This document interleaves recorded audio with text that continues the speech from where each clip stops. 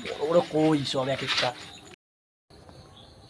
আজকে তুমুল বৃষ্টিতে আমরা সবাই মাছ ধরতে বেরিয়েছি, তোমরা দেখতেই পাচ্ছ কিন্তু জলে জল হয়ে গেছে। আর এই জলেই কিন্তু বৃষ্টি হয়েছে, যেহেতু কই মাছ কিন্তু ঘাসের উপর দিয়ে উঠবেই।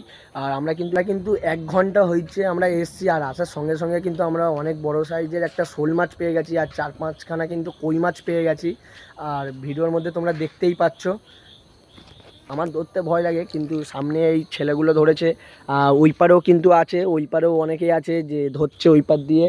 আর আমরা 3জন এই পারে আছি, ওরা 3জন ওই পারে আছে, সবাই মিলে ধরছি।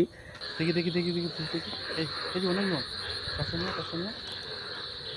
মুখে টস মারিস আস্তে আস্তে বেশি বেশি করে ধরিয়ে রাখি। এখানে কিন্তু মাছ ধরা হচ্ছে, দেখতে পাচ্ছ এখানে কিন্তু কই মাছ থেকে শুরু করে।